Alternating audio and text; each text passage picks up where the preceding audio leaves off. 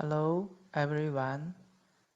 I'm Zhang, coming from CAiS'e'21 University, School of Computer Science and Technology. Today, I will share our research about community detection algorithm for dynamic complex networks.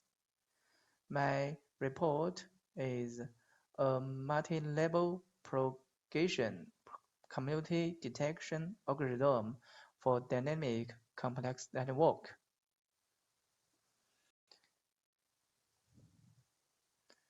First, I will introduce the background of our research.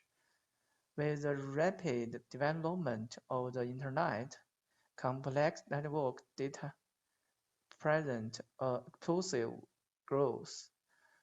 Community detection has been applied in our common life and give us great convenience in different fields.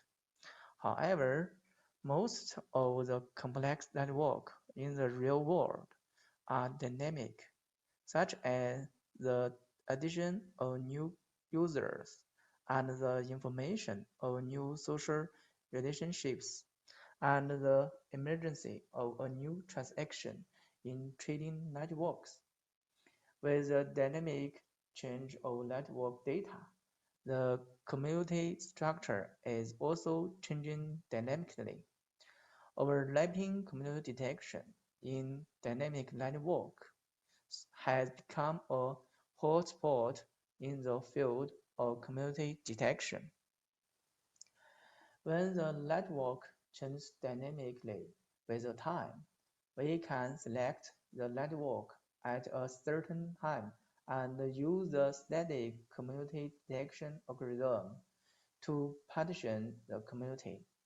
A series of community structures at a specific time can reflect the change of network community structure with time to a certain extent, but there are still some disadvantages in this truncation method, because the static community partition based on the network structure at a certain time does not consider the community structure information of the previous moment, which will destroy the dynamic evolution process of community structure. There is some related work. For example, the reference 13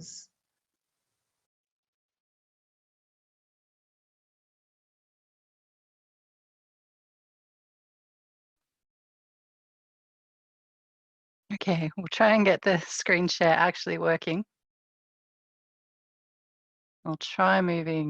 I'll stop sharing, and then I'll try moving it to another screen.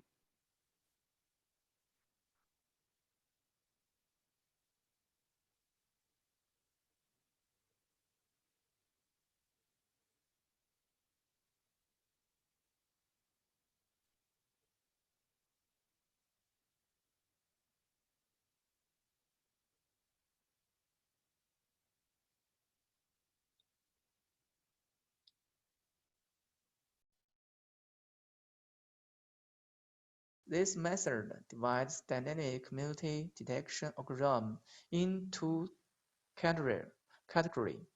One is real-time, and the other is to learn network changes in advance, which is equivalent to offline.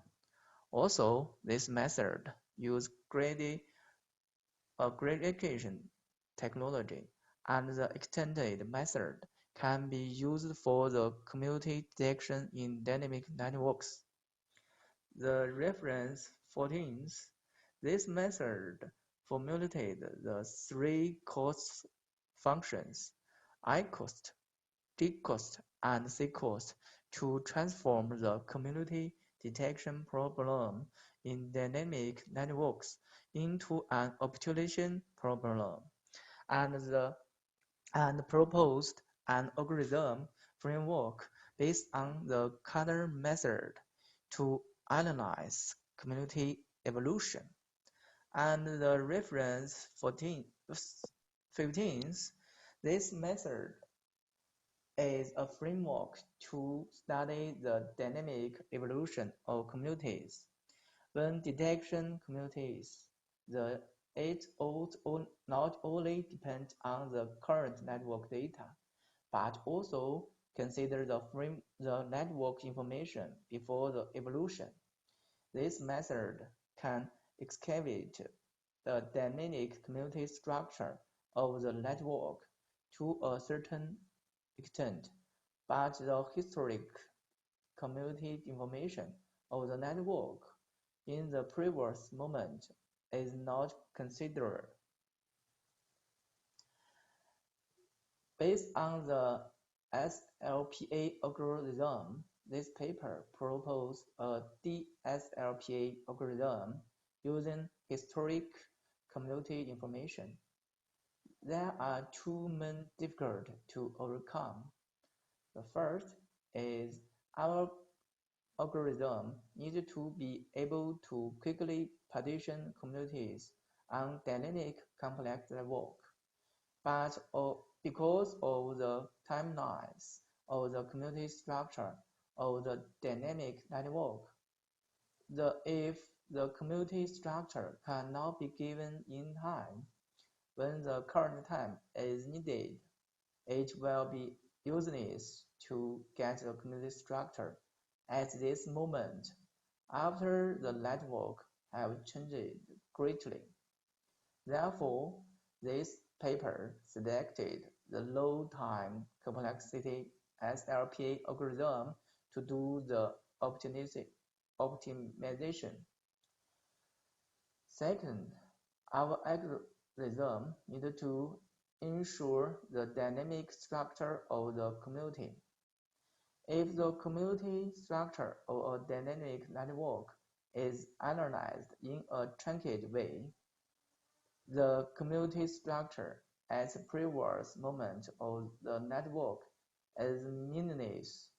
Therefore, there must be some relationship between the current community structure and the previous one. Although this cannot be accurately expressed at present, but it must be taken into account in the division of the community. Therefore, in this paper, the community structure information of T21 time is taken into account in the community detection at time t, which ensures the dynamic of community structure. The representation of dynamic complex network is mainly manifest in the dynamic change node and edges with the time, which can be expressed by the formula as follows. From the formula, we can see that the change of node set and edge set in a dynamic network can be divided into an increase and decrease. For instance, in the social network formed by microblock, the addition of a new user and the cancellation of old user are represented by the generation of a new node and the deletion of old nodes, while the subscribing behavior and the unsubscribable behavior between users are represented by the generation of new edges and the deletion of old edges. As one of the important characteristics of complex network, community structure also exists in dynamic complex network. With the dynamic change of the network, its internal community structure is also changing dynamically.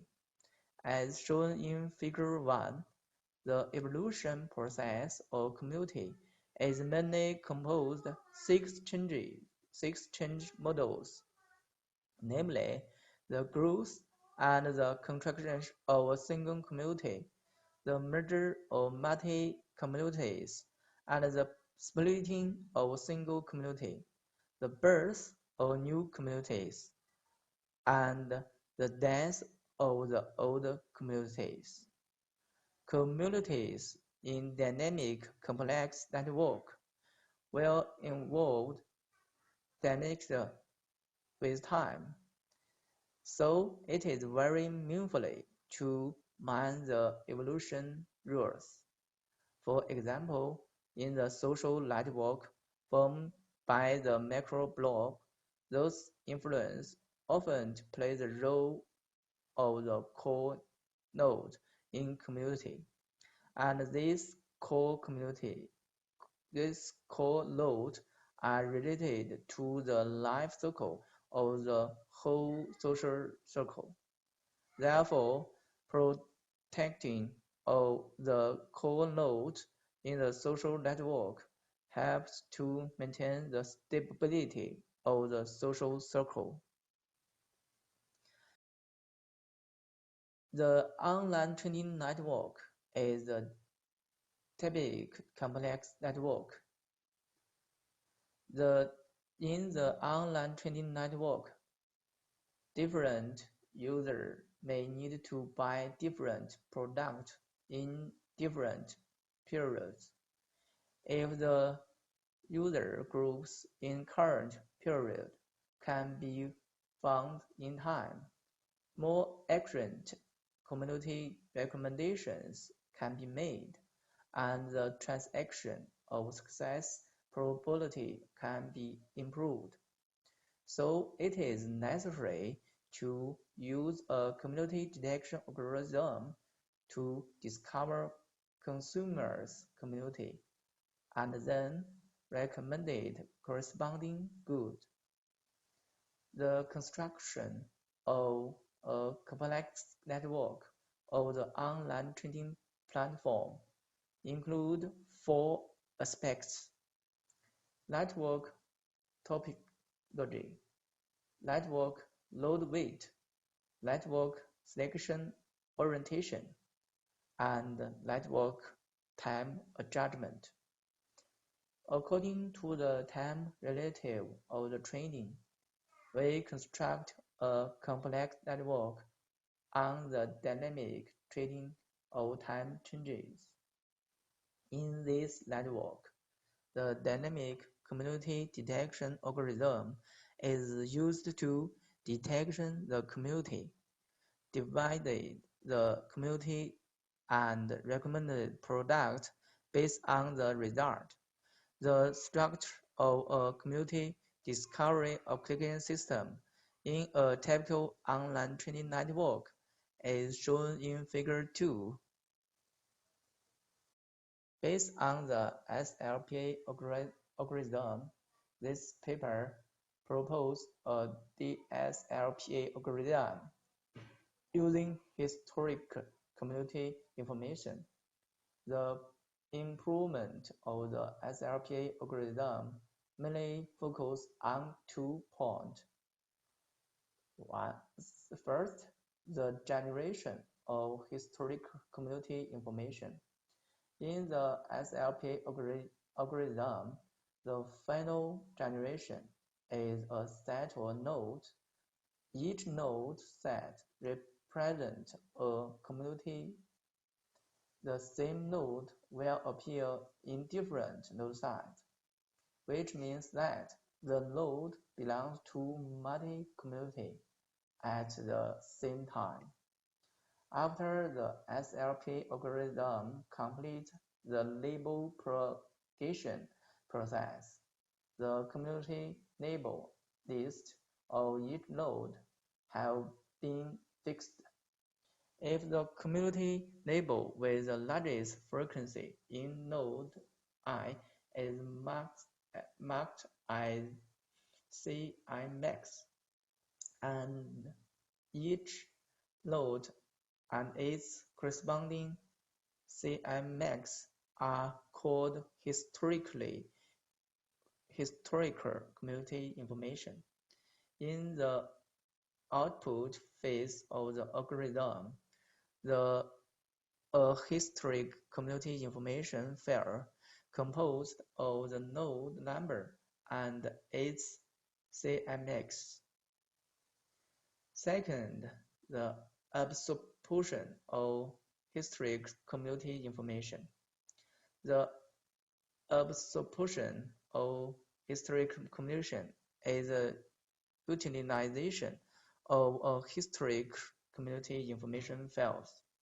The historic community structure of the network is transmitted through the nodes that have not changed in the dynamic network, so as to ensure the integrity of the dynamic change of the community structure to a certain extent. The generation of historic community information is a preparation for its absorption in the next community detection process. Through the transmission of historic community information, the community structure at different times can be smoothly evolved to avoid in the unexpected transfer of community structure. The following are the specific steps of the DSLPA algorithm. In this algorithm, the speaking rules. In step 2 is to select a label with the highest frequency in the community label list. If there is more than one label will be randomly selected. The listening rule is to select the label with the most frequent occurrence from the speakers. And if there is more than one, random select one. When there is no historic community information file, the DSLPA algorithm will degeneration to the SLPA algorithm. The flowchart of the DSLPA algorithm is shown in figure 4. Now we will do the analysis of the spatial complexity and the time complexity. First, the space complexity of the DSLPA algorithm is ONTP, and N represents the total number of nodes. The time complexity of our algorithm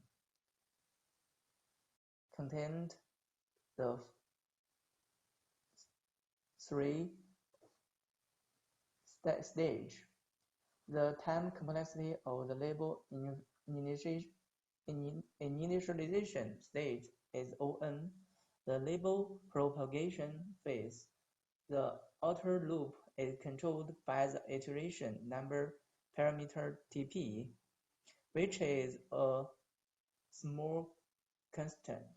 The inner loop is controlled by the number of nodes N, and the time complexity of each speaking process is O1. Each listening process needs to check the label of all adjacent nodes, and its time complexity is OD, when where D represents the average degree of nodes. Therefore, the time complexity of DSLPA is ONTP. In this experiment, 2 real-world dynamic network datasets are used. which are the mobile community network and the Enron email network. The experimental platform is a Windows 10 operating system with an Intel Core i5, an 8 GB memory, and a 2 TB hard drive. Mobile Community Network records the 10 days community information between mobile phones in a certain area in 26 June. In this dataset, there are 400 mobile phones in total. The Enron email network is a 3-year potential dangerous email connected by the American enterprise. The original dataset include 531 emails sent by 151 users. For the DSLPA algorithm, this paper selects FaceNet and Dynamically two algorithms to do comparative experiment. According to the experimental result and Figure 6a and Figure 6b, the modularity obtained by the SLPA is higher than that obtained by FaceNet algorithm and Dynamically algorithm on mobile community network dataset and the Enron email network dataset. In the mobile network community network and Enron email network, the running time of the three algorithms is shown in Table 4 and Table 5 respectively. As can be seen from Table 4 and Table 5, the running time of the DSLPA algorithm on the mobile communication network dataset and Enron email network dataset is less than the FaceNet algorithm and the Dynamically algorithm. It can be seen that in other networks, the advantage of the DSLPA algorithm will be more prominent. Our algorithm has the best performance for dynamic overlap community detection. Also, the running time of the DLSP is shortest compared to the result of the other algorithm. Also, our algorithm has more practicability. We take the online training network as an example to introduce how the dynamic community detection algorithm is applied in the system. In the future, we will study the parallel of the DSLPA algorithm in the distributed system and the performance optimization based on the graph database so as to make it better meet the application in the large-scale dynamic complex network. Thank you.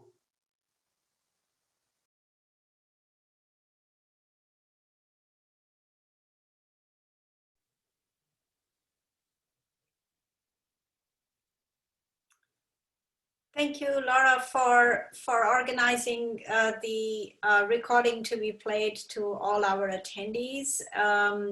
So indeed, community detection in social networks is a very important problem, and it's just increasing in its importance as we see the spread of misinformation and many other aspects of social media, which are not that great. Okay, so just reiterating that colleagues, you are welcome to post any questions, comments, suggestions to the authors of the first paper through WOVA if you wish to do so.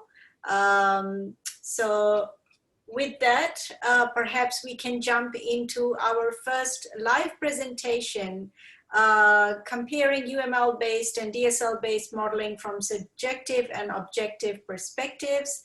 And a big welcome to our speaker, Africa. And I see that Oscar is also here to support Africa in that presentation. So that's wonderful. Welcome both, and over to you.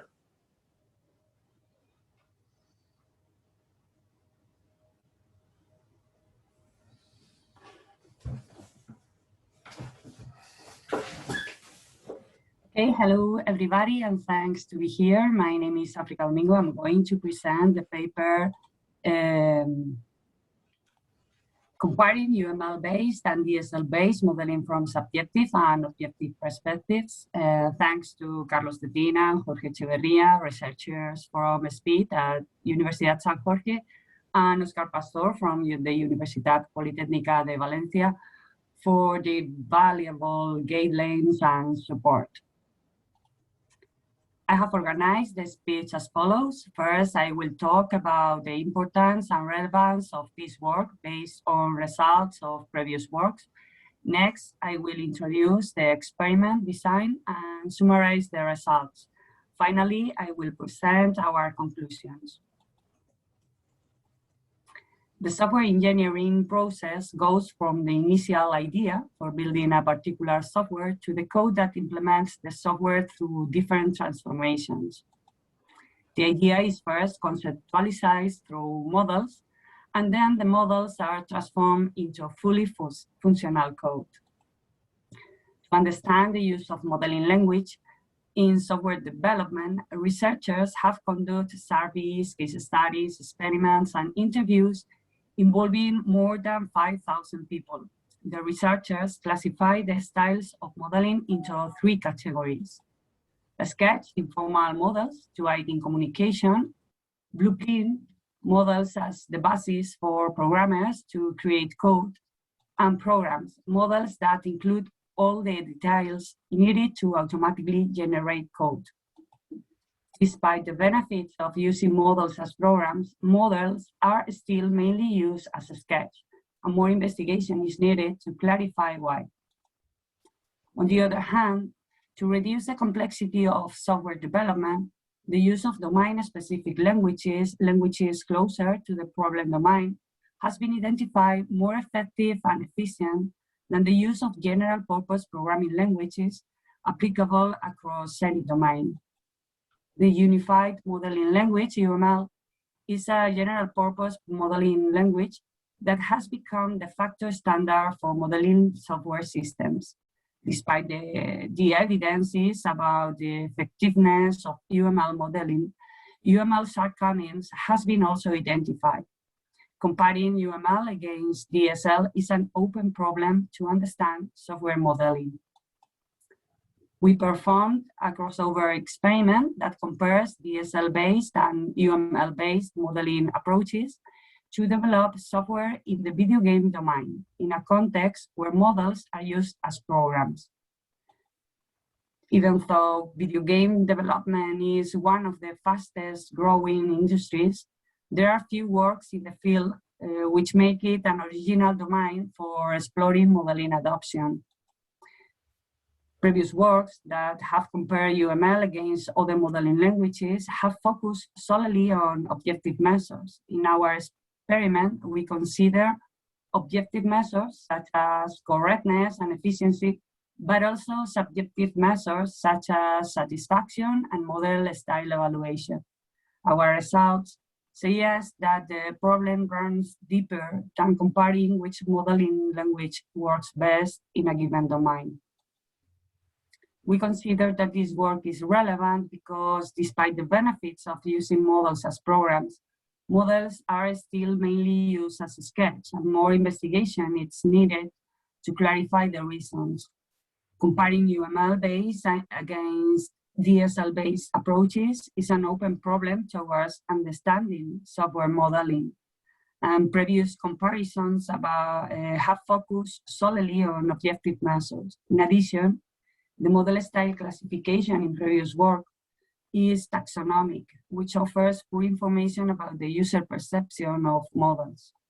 Which is more, game software engineering has been identified as a knowledge area that needs more fundamental research, which make it an original domain for exploring modeling adoption. According to the guidelines for reporting software engineering experiments by Boqin et al., we have organized our research objective using the goal question metric template. Our goal is to analyze modeling languages, DSL against UML and the perceived usefulness for the purpose of comparison with respect to subjective and objective measures from the point of view of novice and professional developers in the context of modeling for a video game company. In this study, the factor under investigation is the modeling language. There are two alternatives, UML and DSL, which are the modeling languages used by subjects to model an enemy of a commercial video game. We select as objective response variables, correctness and efficiency, which are related to the software that is developed.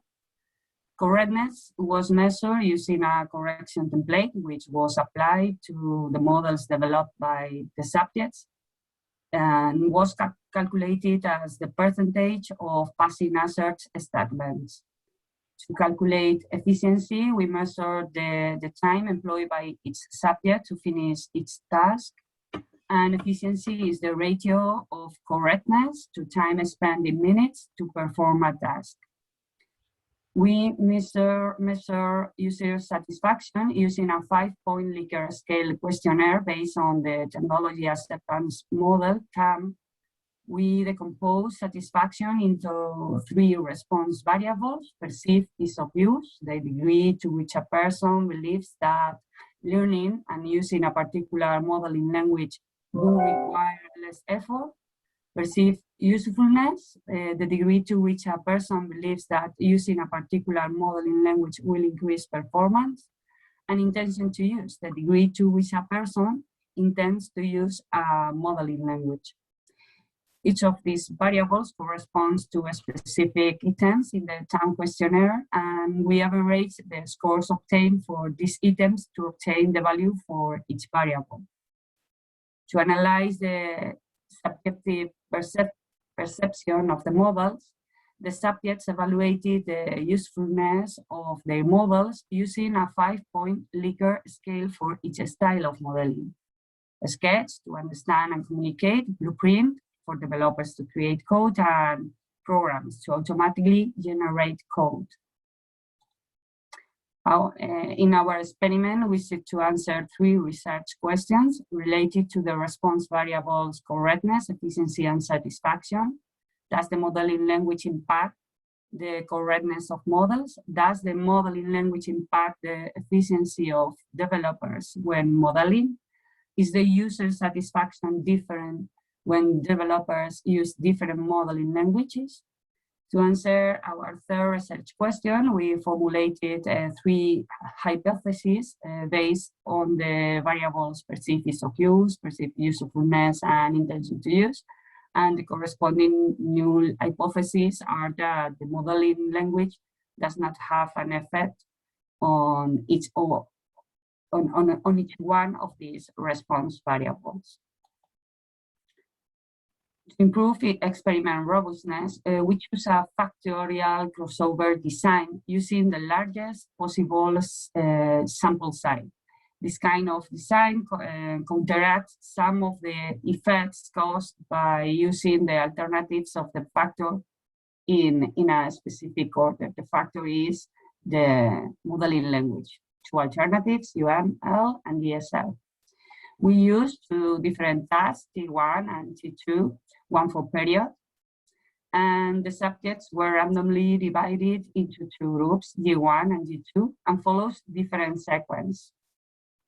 G1 used first UML and afterwards DSL, and G2 used first DSL and afterwards UML. The effects of the factors, period, and sequence were considered in the statistical analysis to guarantee the validity of the experiment.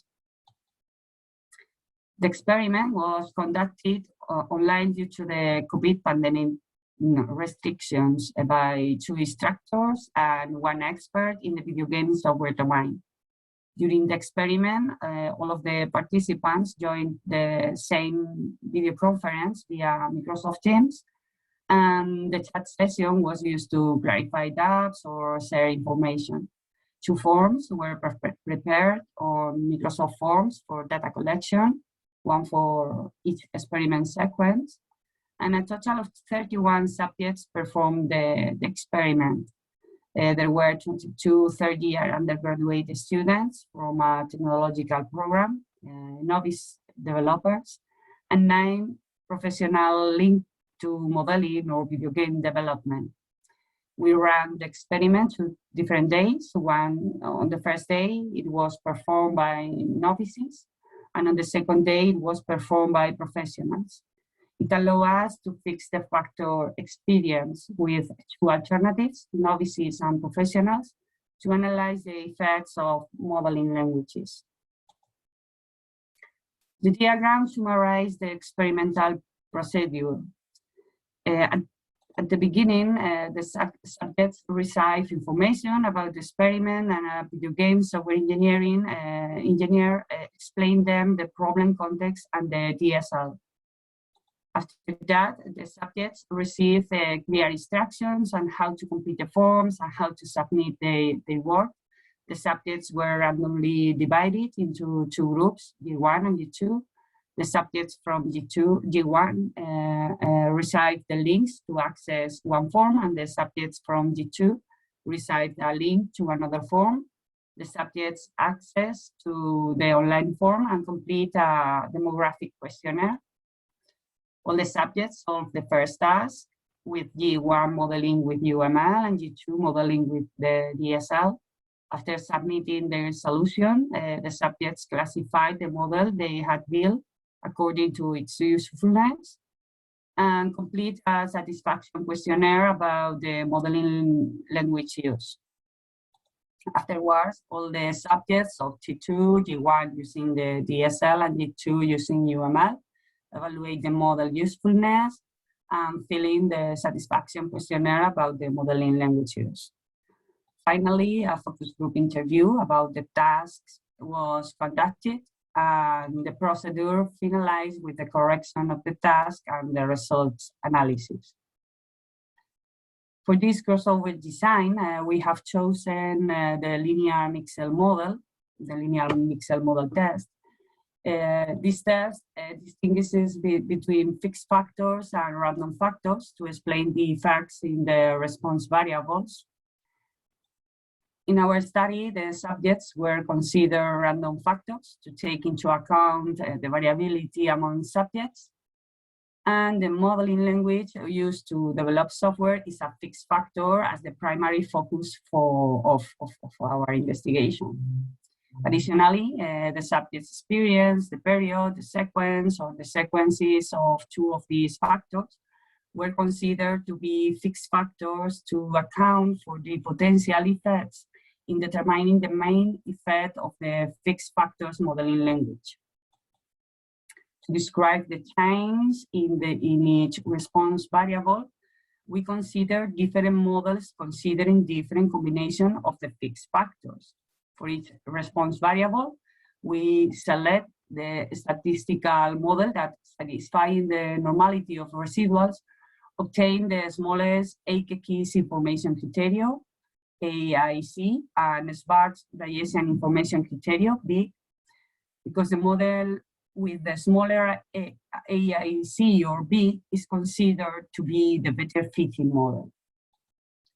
To quantify the difference between the DSL and UML, we have calculated the effect size using Cohen's p-value, values of Cohen between 0.2 and 0.3 indicate a small effect. Values around 0.5 indicate a medium effect, and values greater than 0.8 indicate a large effect.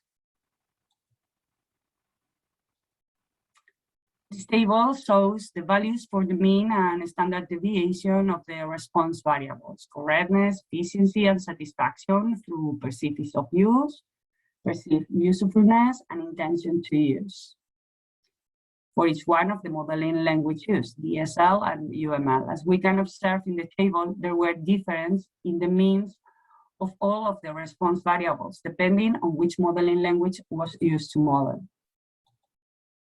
The histograms of the figure illustrate the differences in the response variables. The effect of using one modeling language or another is small if the non-overlapping parts are small, and increases when increasing non-overlapping parts. In the histograms, the non-overlapping parts have a single pattern, either dots for DSL or shaded for UML, while the overlapping parts have both patterns, dots and shaded. As we can see in the figure, the effect of modeling language on correctness is large. The non-overlapping part is large. The effect on efficiency is medium large. The non-overlapping part is smaller than for correctness. And the effect size for satisfaction, perceived ease of use, perceived usefulness, or intention to use, is very large. The overlapping part is very small. The Cohen's p-value of each variable for modeling language confirms these observations. This table shows the results of the type 3 test of fixed effects for the statistical models that better fit for each one of our variables. For all of the variables, modeling language obtain p-values less than 0.05, regardless of the statistical model used for its calculation. Therefore, all the null hypotheses are rejected. The answers to the research questions are affirmative. The modeling language used for developing software has a significant impact on the correctness of code, efficiency, and the satisfaction of developers. The DSL significantly outperforms UML, and the differences are large. In addition, for correctness and efficiency, the chosen statistical model considers experience. There are differences between novices and professionals when modeling. The models made by professionals are more correct than the ones made by novices, and professionals are more efficient than novices. As we can see, period it's significant for efficiency. The subjects were more efficient when modeling the second task, which points to a learning effect threat mitigated by the crossover design. The better fit model, to explain the change in intention to use, consider the fixed factors, model language, experience, and the sequence modeling language and experience. However, only the modeling language was considered statistically significant in explaining the change in intention to use.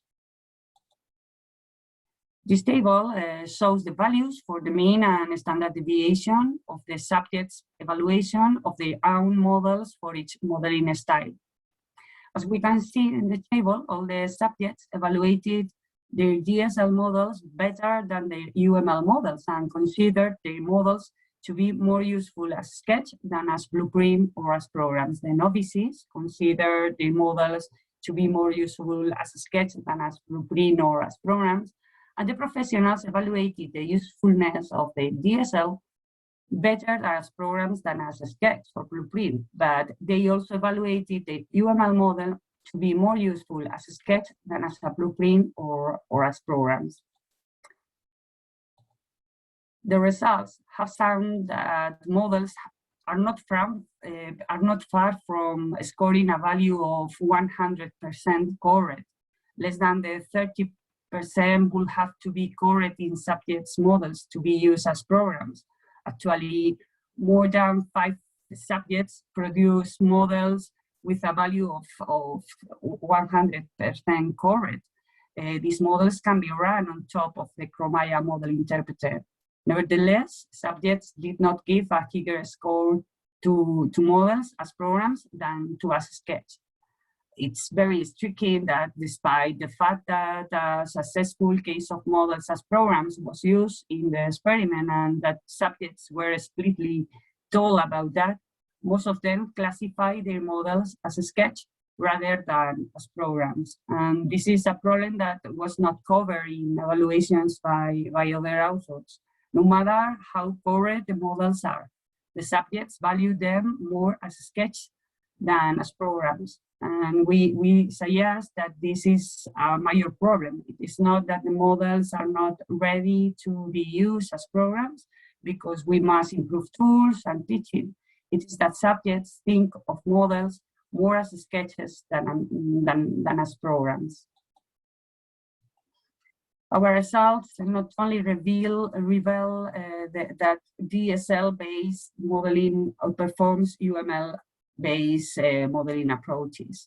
Our results reveal that the subjects underestimate the potential of their own models. Our findings also suggest that future evaluations should take into account both objective and subjective measures to better understand modeling languages.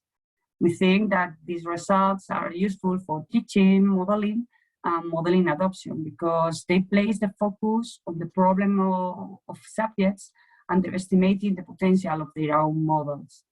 If users were able to assess their models correctly, they may leverage their latent potential as programs. And that's all. Thank you very much for your attention. Oscar and me really appreciate your comments, and we will be happy to try to answer your questions.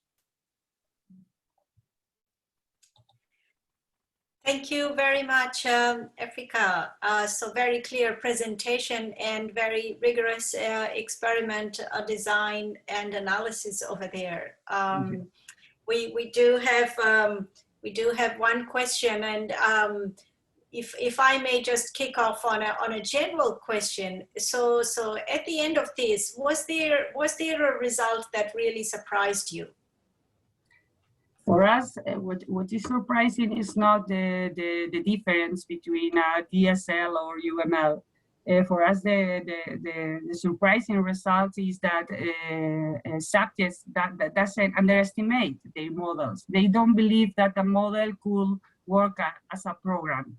And that is a pity because we think this is the way for. Yep. Good point. I mean, it would be interesting to try and unpack that perception and good that you started with a included a subjective element in your analysis. So if we can unpack that, because of course all of us look as models as abstractions. So maybe there is some I don't know, unconscious bias there towards models and their completeness with respect to a program. Okay, very interesting. So Africa, there is one question from Mohammad Garib. The question is, but we can create a DSL based on UML related techniques. That is a UML sysML profile. In this case, is it considered a DSL or a UML according to the terminology you are using? Okay, I think the question is really interesting because we are not saying that UML or DSL is better or you can not you are able of it's impossible probably to make a DSL without knowing nothing about UML. So that's the reason, because subjects in the experiment perhaps evaluate good the UML language, despite being more difficult for modulate boss of in the video game, because probably a DSL is a language that you have to you can create with UML based on UML. So for me, it's different and UML than DSL, and a DSL created from UML is a DSL. I think I don't know how to answer better this question. Thank you, Africa. There is another question from Christopher in the chat. It says, do you have an example of UML or DSL models to show from your study? Yes, I have here, I have to prepare some, this is the DSL we use, and here you can see one of the models made by subjects in our DSL, and here you can see some of the models made with UML. It's not all them correct, but there are approximations. Our subjects has to model an enemy of Promaya, is something like that, and they have a SDML is the DSL we use, and as you can see, the meta model is right on UML.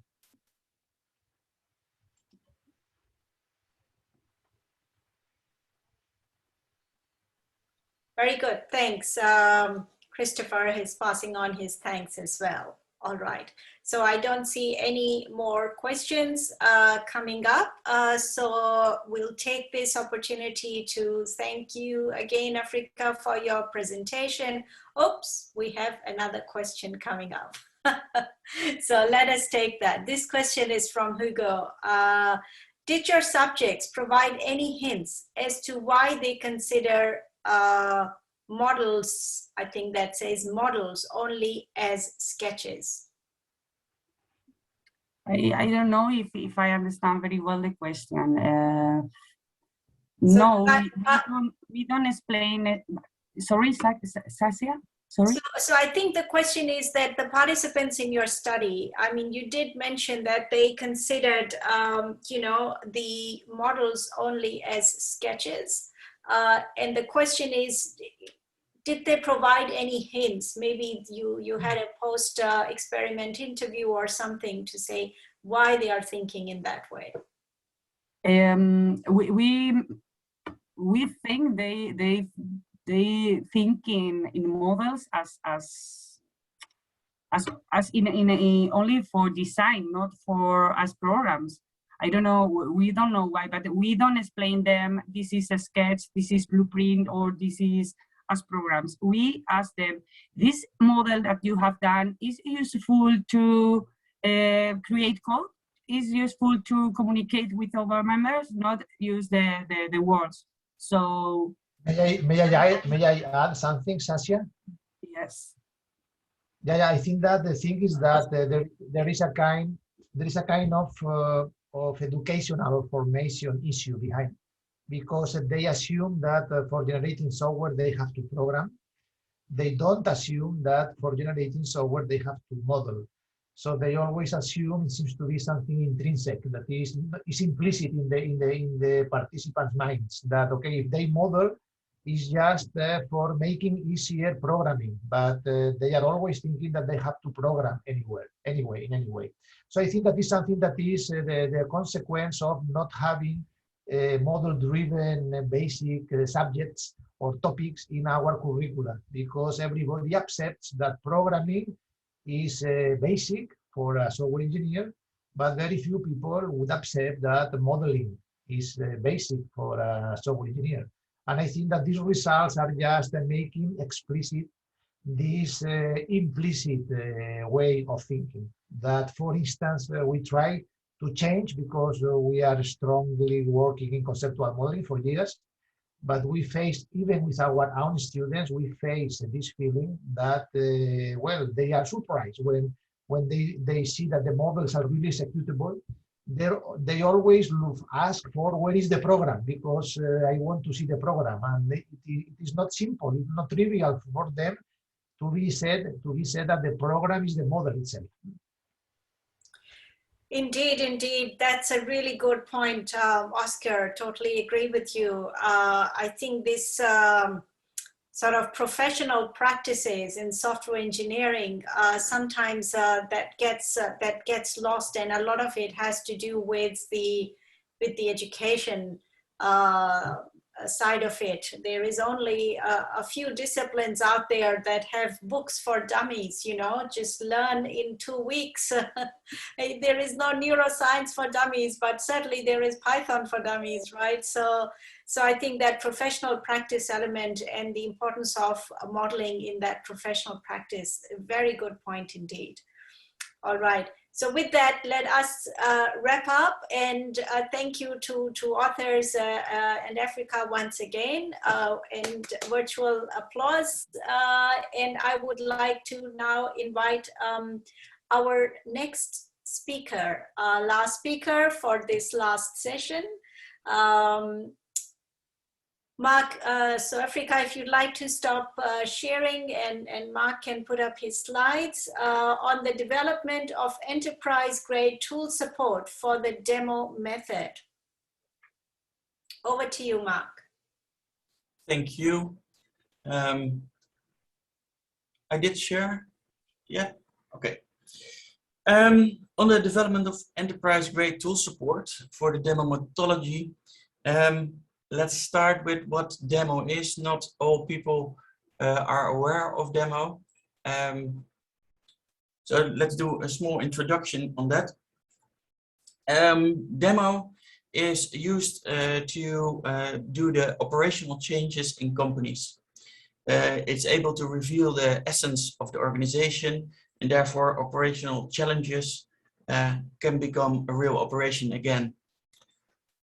For that to happen, we have practitioners that know the methodology, and they are able to think about how we would do it and create models. I will show you the models soon. But those models can be drawn on paper, but in modeling big companies, this is really a big problem. So tool support to help the organization is really necessary.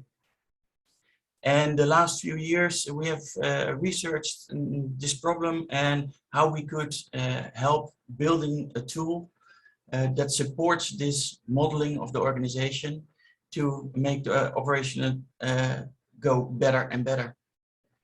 One of the things that you need to do is create an enterprise-grade tool. Now, enterprise grade is not really defined in a lot of papers, but if they talk about enterprise grade, we could talk about productivity improvement, security, integration, and maybe most important is the repository. All models should be stored at a single location, and that should be extensible, interoperable, and portable to other locations. So when we start developing this tool, and we looked at supportive tools that could do this. First, the demo methodology itself. What kind of models do we create? Demo is divided into 4 aspect models, as they are called. And the first one is concentrated on the construction or communication between actor roles. Here's an example of a construction model where a polyclinic is designed where you can have an examine and get the results on the diagnosis. So what we see here is the rounds and diamonds, which are transactions, transactions are the unit of communication.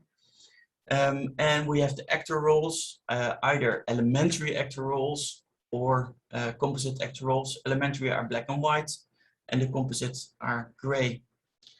Another representation of this construction model is a table of the actor roles and what product they produce. So every transaction produces an actual product. When you step one step deeper into the processes are interconnected. And it can either be by a call, or they wait for a process to complete.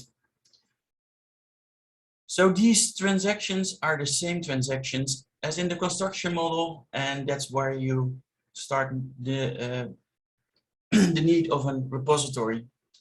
And even if we go one step further, we go to the data view on this model, and there we again see the transactions now connected to the data components of the model, and so the organization.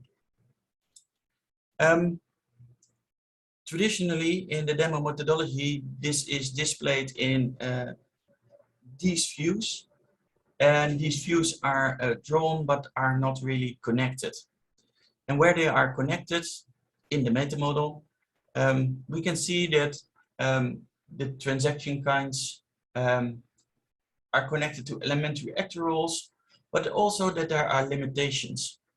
And the first thing we need to do to implement this tool is to get rid of the limitations to actually model things within the meta model. Because for the tool implementation, we need the complete meta model. So we added the red connections in this high-level ontological meta model. And we created an implementation meta model. And as you can see, the implementation meta model has still more connections and more entity types than the high-level version. And this model is capable of modeling demo processes. So what did we implement in this tool? Composite actor roles, scope of interest, and departments are functional and constructional terms that are not really deepened in the main theory.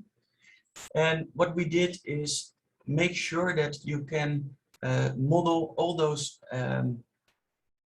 concepts also in a hierarchical way, because departments and sub-departments, departments are already a subset of the organization, so that needs to be modeled. And also the modeling should be able to randomize. If you look at this part of the original model, you can only model a transaction kind if it's inside a composite actor role. Elementary actor roles should be present to model initiators and executors. But when modeling, you don't always have that directly at hand. Another thing is the origin of the analysis, because this methodology uses interviews to get the information, is not known. So when the customer wants to know how did you get these transactions, you need to be able to get back to the interview information. Another thing that has been playing in the first years of the demo methodology is that only demo was modeled. And what we added to make the tool really usable is cross notation connections. So the functional language of Archimate connected to the constructional part of demo really provides more information, but it also needs to be implemented in the tool.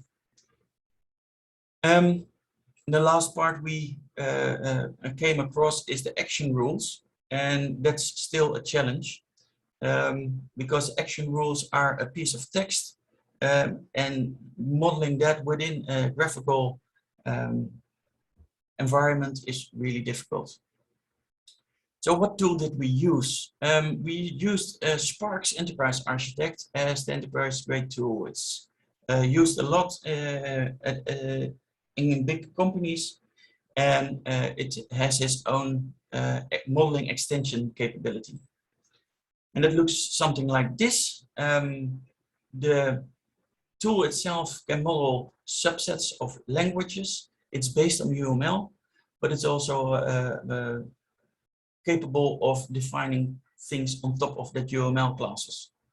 And these UML classes are really generic, so it's able to support almost all components that we want to add.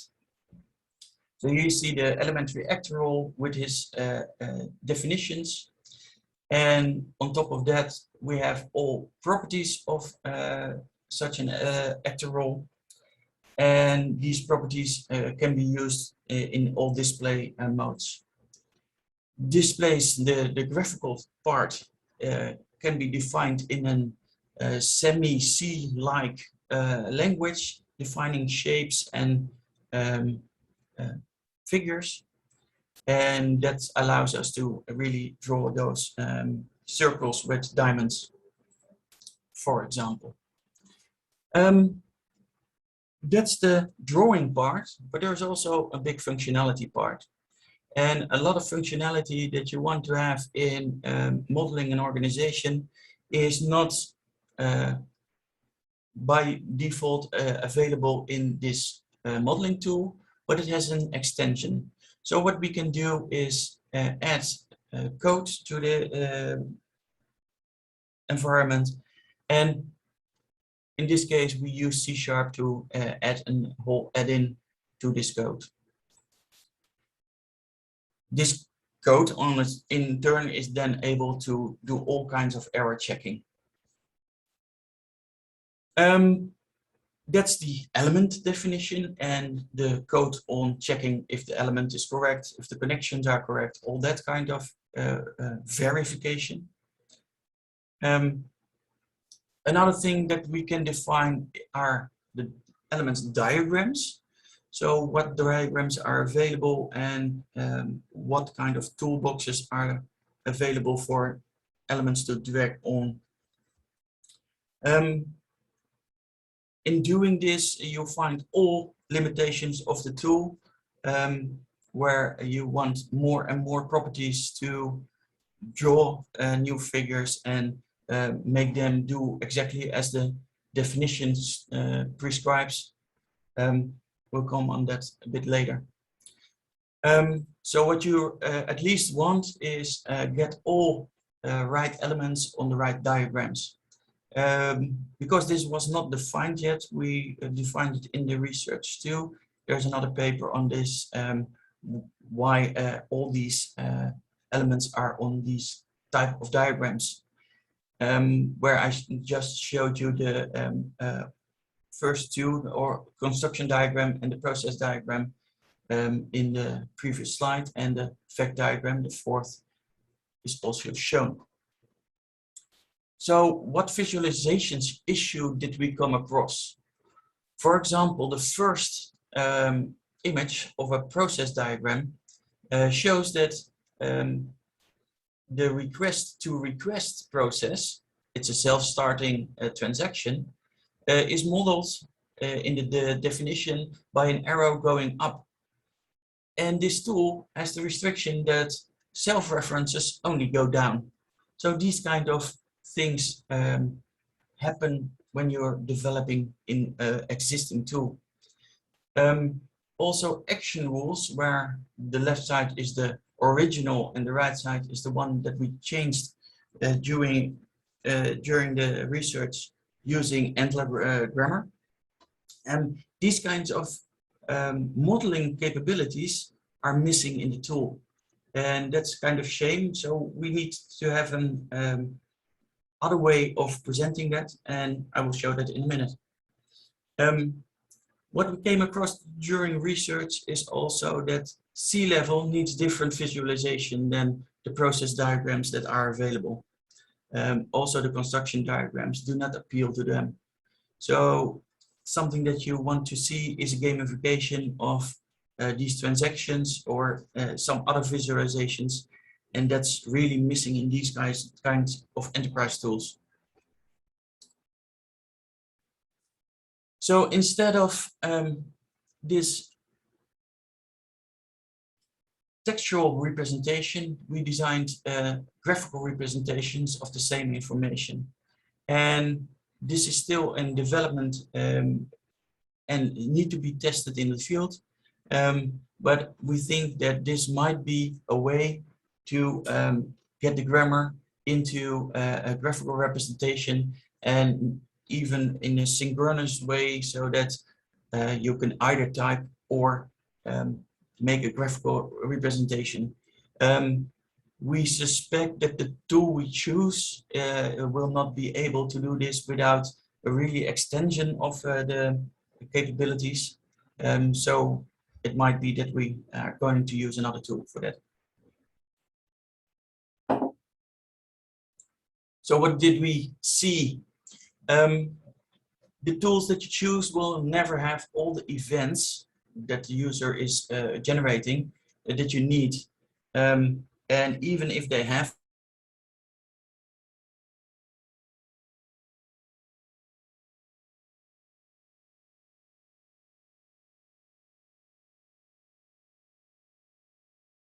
the click, the drag, all that kind of events. Documentation, though there is documentation, is not always suitable for development.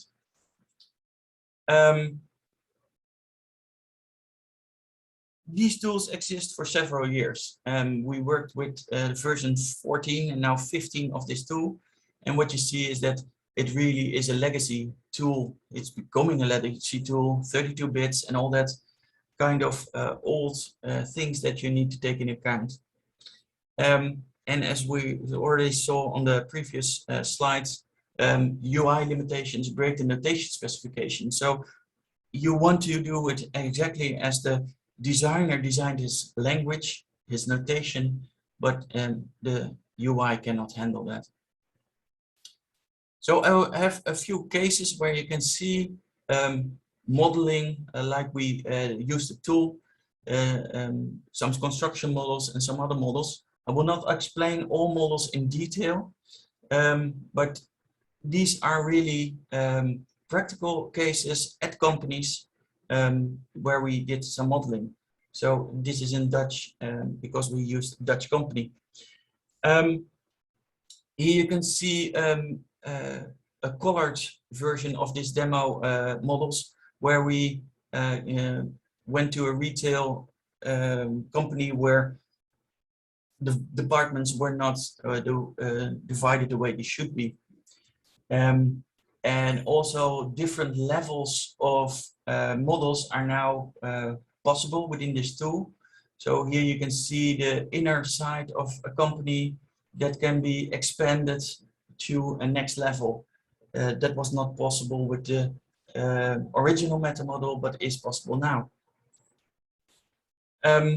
Data models are also able to be drawn together with all transactions. Here we see, as I saw the small picture already, the combination with Archimate. We created connections to interconnect those notations. Though we didn't define semantically what these connections exactly mean, but for users in the companies and towards managers, it's very clear. Another one is the NEN 7510. That's a norm for health corporations in the Netherlands. And we drawn what they should do to comply with that norm. We also did the same with another one, including the data model. This is about logging all information of health systems. And we did the visual, the maintenance. It's almost the same as ITIL, just a different set of maintenance procedures, and modeled all those really nasty norms in demo. in all details, so every department one step deeper. And we modeled one big process. It's about public health, about refugees. And the funny part, in connection to the previous speaker, this model generated a lot of the initial software in Mendix. So in this way, we connected demo to software engineering. So our conclusions.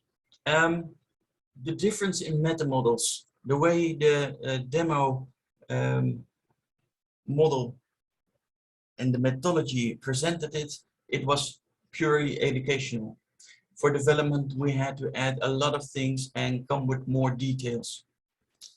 The core meta model of demo does not have a visualization meta model, and that's where you come up with the tool issues. If we have that upfront, we could select the tool with the right visualizations, but we started the other way around. And modeling platforms, they are very good for fast starts, for initial acceptance, because people are already using these platforms, but they have limited flexibility. So there you could use generating software from the start to have more flexibility, but there's always some things that need to be done differently. What are we going to do? We want modeling feedback. So people that are using the tool, we need feedback how this modeling is working and how the visualization feedback is working. And we're starting on that second part next year.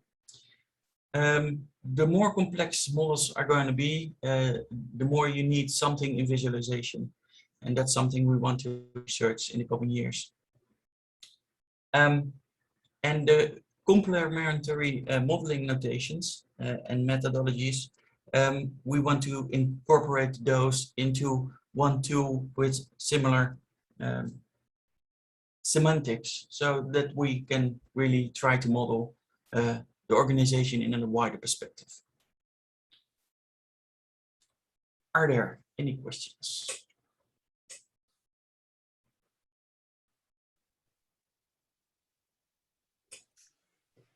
Thank you, Mark. Thank you. That's a bit of a reality check around what's happening at enterprise level, you know, in organizations navigating their modeling landscapes. So very important work. So encourage all participants to have this opportunity to ask some questions or make some comments. Mark, I was just wondering, from your experience in this work, you know, what will be your top pick for a support feature in you know, for an enterprise grade tool? If you had a wish list, what would be on the top of the wish list? The top of the wish list would be to convert representations to other representations, because every stakeholder has a different background and has different ideas about visualizations. And we see that the circles and the diamonds do not appeal to C-level management. They have been raised with blocks and arrows, so they want to see blocks and arrows. And if we can convert these models to visualizations that they understand, that would be a really good part of an enterprise grade tool. Right. So it's a very much of a design feature in terms of, you know, human perception and what works for different stakeholders. Right. Yeah. Okay. No questions so far. I still see 2 questions from the previous presentation, and we do have 1 question actually from Jose. So Jose is asking, Mark, is there any use of demo models to produce real application code, or are they only used for understanding or modeling the organization? At this moment, demo models do not produce code. We are working on combining demo with the standard of FISI, which is one step lower level. So demo has transactions with a lot of process steps, and those can be converted to workflow systems. So in the process models, we are working on that to have that translation. We have a master thesis on that going on.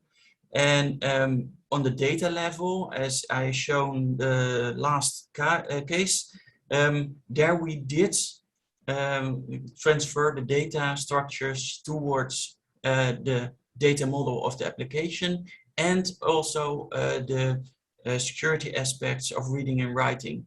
Because if you create something in a transaction, you need to write the data that is a part of the transaction, and if you need information, then you need to read the data. So that information is stored in the model, and we converted that to Mendix platform.